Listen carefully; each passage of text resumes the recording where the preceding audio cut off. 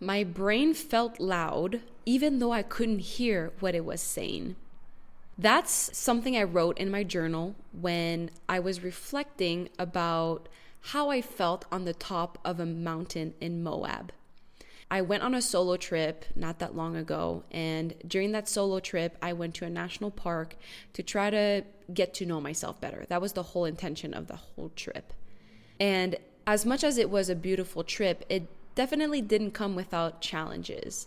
And one of those things was becoming aware that it was very hard for me to rest. And I don't know if that's a trait of high achievers, but if that's something that resonates with you, let's just talk about it a little bit, because there's something about the experience of your brain just buzzing, not quite clear about their thoughts, but trying to interpret, label, and control an experience instead of just being in it. Because I noticed that I did feel good when I was moving with purpose. So when I was climbing the rocks to get on top of that mountain, to be in motion, to figure out what my next step would be, that was fine. I had no problem with that. I actually felt my best during those times because it really was on brand for me, like moving with purpose. And especially as a professional athlete, like I love movement because it really is like a tunnel vision guiding force for me. It tells me exactly what I need to do. Like I can get into flow very easily. But when it was at the top and it was time to rest, it's like my brain didn't know what to feel. And it's so funny because during that trip, if you watch my other videos, it became obvious to me that I have a hard time feeling my emotions. And it's almost like I'm relying on my brain first to tell me how to feel about an experience instead of just feeling the experience itself. It's such a way for us to have a sense of control and to be very logic driven. It's crazy when you put yourself in a new environment, especially in nature. It teaches you everything. Nature teaches you everything that you need to know if you're willing to open your eyes and feel it. Because there's something to be said that when I was in movement, the moment took over my body. The moment made me feel present and anchored, and I wasn't in my mind. I wasn't trying to think about how I should feel. I was just experiencing the moment, not thinking about it. I was on the move. I was doing one step at a time, one rock at a time. I was not overthinking or analyzing how I should be feeling in that moment. Movement is such a good feeling for me to feel very present, but it's also a way for me to escape what I'm really feeling, because too much of something is never good. Like we all know that. So instead of always being in movement, I need to be careful to not escape my feelings through movement all the time, or use that almost like a drug. I think there's something to be learned by the fact that I couldn't sit still with myself when I was at the top of the mountain. And that is relatable to you, I'm sure. Like, it doesn't have to be something that you experience in nature, but let's say on your daily life, if you're going to work and you're busy and all that, and then you have to sit during your commute, you're on the bus, why can't you just sit there? Why are you on your phone? Why are you listening to music? Why are you distracting yourself with the newspaper, playing a game, or, letting yourself not fully be there? It's because you have a hard time acknowledging how you truly feel. And I don't want to diagnose you. I'm not trying to do that. I'm trying to give you maybe ideas or just a moment for you to self-reflect about what is it like when you actually sit with yourself. Because for me, I constantly kept thinking about how I should be feeling, which is so weird. Why can't I just feel? One of the things I was thinking about is, how are other people feeling? Because that first day that I was on the trip, I went to Moab, which is a very popular touristic spot. And I went there to almost do it because I knew it was pretty, but also because it's a sight to see. Like, it's a national park for a reason, so I wanted to experience it. And I was always kind of wondering, how do other people feel? Do they just, acted like tourists and not really cared about being there besides taking a photo? Or did they feel something special? And that just goes to show that I'm questioning, am I feeling this right? I was trying to get a reference point. But ultimately, this is what it comes down to. There is no right feeling to feel.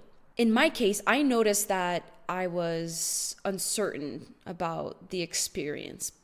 But that kind of raised an awareness that I know most people weren't even touching there. And I think the reason why I was able to touch that is not because I'm better than everyone else, is because I was there by myself. So I had no other distraction. I didn't have other people to be around or entertain or, distract myself with. So I think just being with myself raised that level of awareness. And yes, some people might have taken pictures or felt some sort of awe of how big it was.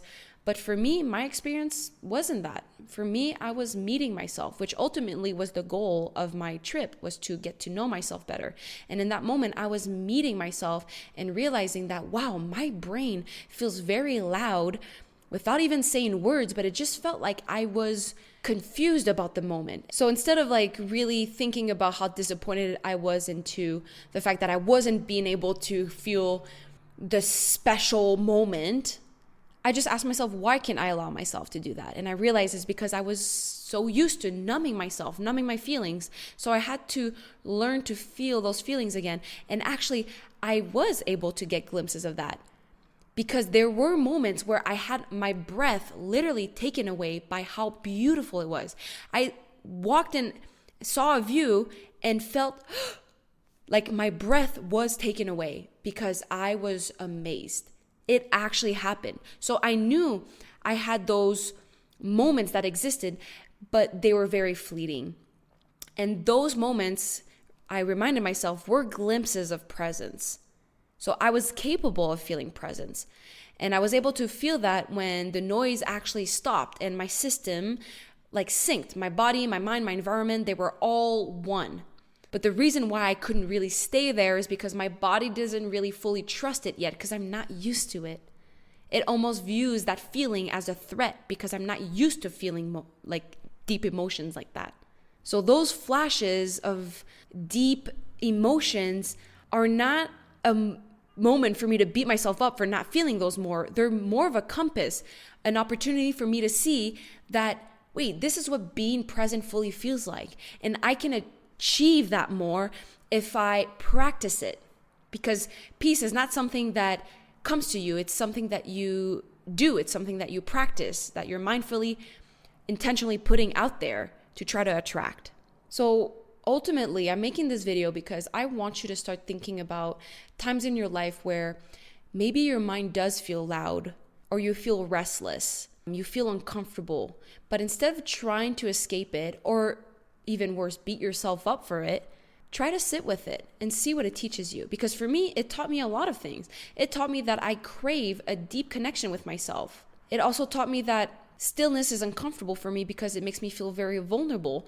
And then I can use that as a starting point of, why am I so afraid of being vulnerable with myself? I don't really have a fear with other people, but sometimes I hold myself back to feel it with myself. It's so crazy. And then I can journal more about it and go back to my childhood and think about my experiences and what limiting beliefs I have, or what thoughts that I currently hold that are holding me back. Those moments are so important to face because they help you grow. And I know that you care about that because you're on a self-improvement channel. You want to grow as a person, because growing is fun. It's rewarding. It's making life worth it. And it's so important to be mindful about how you talk to yourself, because I could have easily just said, oh, wait, this is so confusing. Why am I not feeling properly? Why am I being so loud? What is it saying? It's so confusing. No, it's not about confusion. It's about the process of awakening this emotional connection after years of functioning primarily through thought or willpower or numbing. And just having this moment right now where I'm aware of it is half the battle. So for you, you're also aware of what's going on because you're listening to my video. You're having this moment of pure presence right now because you're listening to me.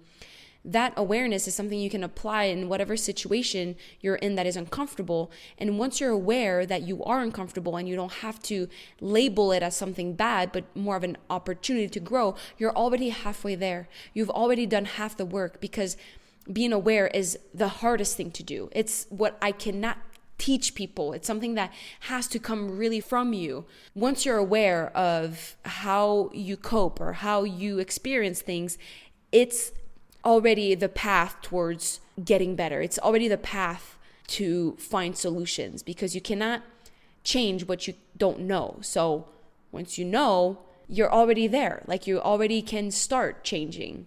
So I know that this has been like the third video I've made about my solo trip. And honestly, there's so much more I can talk about. There are so many little insights that I have, but something that's pretty cool is that growth is not about having big epiphanies. It's not about taking those solo trips. Like I feel very privileged to have taken a solo trip because it was an amazing growth opportunity, but you don't have to have a solo trip. You literally can experience growth in your literal daily life. Like that's actually where change happens. But growth is not these big epiphanies. It's more like subtle clarity, like small truths that you need to acknowledge and be like, wait, I want less noise in my life, or I miss feeling creative. Those things should not go unnoticed. They're very important because they're clues about how you are maybe misaligned, and they're giving you clues as well on how to get back on track with what you truly value. And ultimately, it all comes down to growth and how you want to evolve and be the most authentic version of yourself. So if you enjoy these type of videos where it's more about my personal experience and personal stories, just let me know. I've heard that people wanted more of that from me, so I'm trying to do that a little bit more.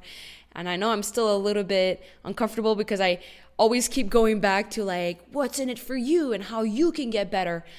But I want my channel to be a little bit more like speaking. I'm trying to make it where it's just me and you building a connection and not as much me like teaching you, because again, I don't have all the answers. I'm not this guru. I don't claim to have the solution to everything. I just want to show that you are responsible for your own life and you have so much more power than you think to change it and to achieve whatever you want. Whatever it is, whatever success looks like for you, whatever peace and joy and love looks like for you, you can have those things in your life, and there's no one size fits all for it. But I hope that my experiences give you inspiration to do your own research and experiment with your life.